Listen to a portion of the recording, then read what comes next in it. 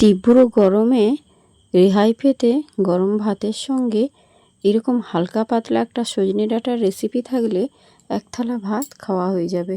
আর স্বাস্থ্যের জন্য ভীষণ উপকারী। এরকম সজনে ডাঁটার হালকা পাতলা রেসিপিটা একবার রান্না করে দেখার অনুরোধ রইল। তো তার জন্য আমি এখানে নিয়ে নিয়েছি সজনে ডাঁটা। আর সজনে ডাঁটাটাকে ঠিক এইরকম ছোট ছোট করে কেটেছি। আর নিয়েছি একটা বড় সাইজের আলু, আর আলুটাকেও এরকম লম্বা লম্বা করে কেটেছি। আর একটা বেগুন নিয়েছি, বেগুনটাকেও এরকম ছোট্ট ছোট্ট চৌকো করে কেটেছি। তো আপনারা চাইলে বেগুনটা কিন্তু লম্বা লম্বাও কাটতে পারেন। তো আমার পরিবারের সদস্য সংখ্যা অনুযায়ী আমি কিন্তু এখানে সবজিটা কেটেছি। তো এবারে গ্যাসের উপর একটা কড়াই বসিয়ে দিয়েছি, আর তাতে দিয়ে দিয়েছি বেশ কিছুটা পরিমাণে সর্ষের তেল। তেলটা গরম হয়ে গেলে তার মধ্যে এখন দিয়ে দিচ্ছি সামান্য অল্প পরিমাণে একটু হলুদের গুঁড়ো। আর এখন দেখুন কেটে রাখা এই আলুগুলো আগে আমি তেলের মধ্যে দিয়ে দিচ্ছি। তো তেলের মধ্যে আলুটা আগে দিয়ে দিতে হবে, কারণ আলুটা যত ভালো কষানো হবে রেসিপির স্বাদ কিন্তু ততটাই ভালো হবে। তো তার জন্য প্রথমে আলুটাকে তেলের মধ্যে ভালো করে এইভাবে কষিয়ে নিতে হবে। আর এখানে দেখুন আলুটা খুব ভালো করে কষানো হয়ে গেলে তবেই কিন্তু অন্যান্য সবজিগুলো দেবেন। আগের থেকে অন্য কোনো সবজি অ্যাড করবেন না। এবারে আলুটাকে ভালো করে নাড়াচাড়া করার পর এর মধ্যে এখন দিয়ে দিচ্ছি স্বাদ মতো লবণ। লবণটাকে দিয়েও খুব ভালো করে এইভাবে তেলের মধ্যে নাড়াচাড়া করে আলুটার সঙ্গে ভেজে নিতে হবে। আর লবণ দিলে আলুটা কিন্তু তেলের মধ্যেই নাড়াচাড়া করতে করতেই অনেকটাই সুসেদ্ধ হয়ে যাবে। এবারে এই আলুটাকে একটু ঢাকনা দিয়ে কিছুটা সময় আমি রান্না করে নিচ্ছি। রেসিপিটা খেতে দারুণ লাগে। একদম হালকা পাতলা সামান্য মশলায় সজনে ডাঁটার এই রেসিপিটা স্বাস্থ্যের জন্য ভীষণ উপকারী। অবশ্যই আপনারা একবার এই গরমে এইভাবে সজনে ডাঁটার রান্নাটা করে দেখবেন। আমি গ্যারেন্টি দিয়ে বলছি আপনাদের পরিবারের প্রত্যেকে ভীষণ পছন্দ হবে। এবারে আমি কেটে রাখা ওই সজনে ডাঁটা আর এই যে বেগুন, একটা বেগুন নিয়েছি, কারণ বেগুন বেশি দিতে যাবেন না। বেগুন দিলে এই রেসিপির স্বাদটা নষ্ট হয়ে যাবে। বেগুনটা সবসময় একটু কম করে দেবেন। মানে যদি দুটো আলু দেন সেখানে বেগুনটা একটা দেবেন। আর এইভাবেই অল্প বেগুন আর ডাঁটা আর আলু দিয়ে এইরকম হালকা পাতলা রান্নাটা করে দেখবেন। এভাবে সমস্ত সবজিগুলো একটু নাড়াচাড়া করে কষিয়ে নিতে হবে, কারণ সজনে ডাঁটার একটা হালি গন্ধ থাকে। সেই হালি গন্ধটা যতক্ষণ না চলে যাচ্ছে এইভাবেই নাড়াচাড়া করে তেলের মধ্যে ভেজে নেবেন। আর যে কোনো সবজি ভালো কষানোর কাছে রেসিপির স্বাদ অনেকটাই নির্ভর করে। আমার যারা নিত্য নতুন রেসিপি দেখতে পছন্দ করেন তারা প্রত্যেকে কমেন্ট বক্সে কমেন্ট করে জানাবেন। তো ওটা এখন ঢাকনা দিয়ে একটু রান্না হতে থাক। ততক্ষণ আমি এখানে মশলাটা তৈরি করে নিচ্ছি।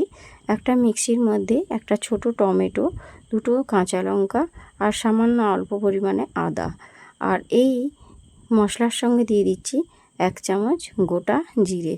অল্প একটু জল দিয়ে ঢাকনা দিয়ে সুন্দর করে একটা পেস্ট তৈরি করে নিচ্ছি।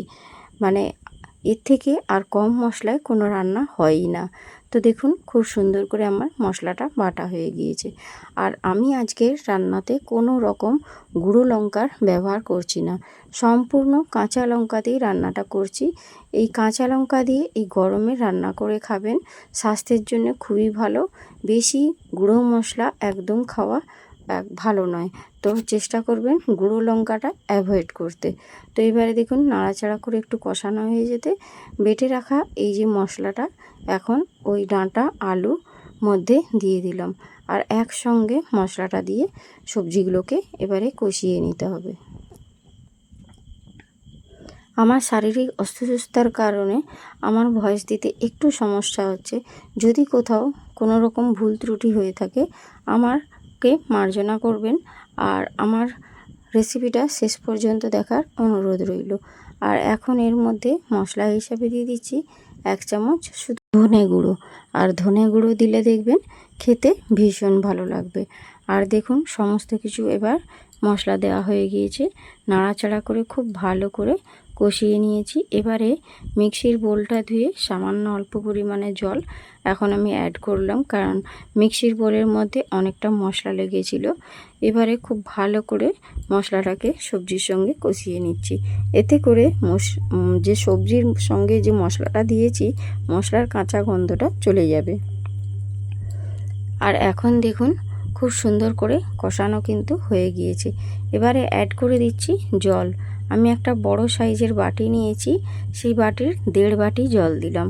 কারণ যেহেতু আমি এই ডাঁটার রেসিপিটা একদম হালকা পাতলা তৈরি করব, এই ঝোলটা একদম পাতলা হবে। এতে কোনো রকম গুঁড়ো মশলা বেশি ব্যবহার করিনি। অবশ্যই আপনারা রেসিপিটা যারা প্রথম থেকে দেখছেন তারা বুঝতে পারছেন যে আমি কিন্তু এখানে কোনো রকম বেশি মশলা ইউজ করলাম না। খেতে একদম অসাধারণ লাগে। সব কিছু দেওয়া হয়ে গিয়েছে। নাড়াচাড়া করে এটাকে ঢাকনা দিয়ে দিচ্ছি।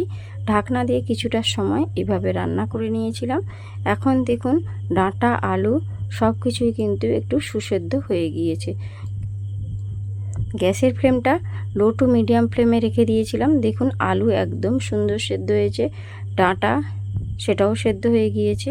এবারে এর মধ্যে আর কিছুই এখন অ্যাড করব না। গ্যাসের ফ্লেমটা বন্ধ করে দিয়েছি। দিয়ে এটাকে একটা অন্য পাত্রের মধ্যে ঢেলে নিচ্ছি। এবারে ওই একই কড়াটাকে ভালো করে ধুয়ে পরিষ্কার করে নিয়ে এসেছি। নিয়ে গ্যাসের উপর বসিয়ে দিয়েছি। আর তার মধ্যে এখন দিয়ে দিলাম 2 চামচ মতো সরষের তেল। এখন তেলের পরিমাণটা একদম খুবই অল্প, যেহেতু আমি সবজিগুলো অনেকটাই তেলে রান্নাটা করেছি, তো তার জন্যই এখন তেলটা একদম কম দেবেন।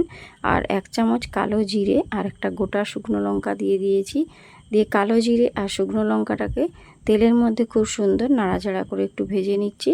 কালো জিরে আর লঙ্কা ভাজার একটা সুন্দর গন্ধ ভেসে আসলে তারপরে যে তরকারিটা আমি একটা অন্য পাত্রে ঢেলে রেখেছিলাম সেটা এখন ওই কড়াইয়ের মধ্যে দিয়ে দিলাম। দিয়ে দেওয়ার পর খুব ভালো করে নাড়াচাড়া করে আরেকটু সময় ফুটিয়ে নিতে হবে। এতে দেখবেন রেসিপির স্বাদ ভীষণ সুন্দর হয়। এইভাবে দেখুন একটু ফুটিয়ে নিচ্ছি। আর এর মধ্যে এখন আমি অ্যাড করে দিচ্ছি সামান্য অল্প পরিমাণে একটু লবণ আর একটু পরিমাণ চিনি। লবণ আর চিনিটাকে দিয়ে খুব ভালো করে নাড়াচাড়া করে মিশিয়ে নিলাম। আর এটাকে আর একটু কিছুটা সময় রান্না করে নেব। তারপর গ্যাসের ফ্লেমটা টোটালি বন্ধ করে দেব। অবশ্যই আপনারা অনেক রকম সজনে ডাঁটার রেসিপি রান্না করতে জানেন। আশা করছি আমার এই রেসিপিটাও আপনাদের খুবই ভালো লাগবে। একবার বানিয়ে দেখবেন, তারপর আমাকে কমেন্ট বক্সে কমেন্ট করবেন। তো এখন দেখুন গ্যাসের ফ্লেমটা টোটালি বন্ধ করে দিয়েছি। রেসিপির কালারটা যেমন দেখতে সুন্দর হয়েছে, দেখুন খেতেও অসাধারণ লাগছিল। গরম গরম ভাতের সঙ্গে এরকম একটা সজনে ডাঁটার হালকা পাতলা রেসিপি থাকলে একেবারে জমে যাবে। শরীরের দিকে খেয়াল রেখে আপনারা অবশ্যই একবার রান্নাটা করবেন, তারপর আমাকে কমেন্ট বক্সে কমেন্ট করবেন। তো আজকের মতো আমি রেসিপিটা এখানেই শেষ করব। দেখা হচ্ছে নেক্সট রেসিপির সঙ্গে। তো সুস্থ থাকবেন, ভালো থাকবেন। আর আজকের মতো আমি আসি। Tata, bye bye.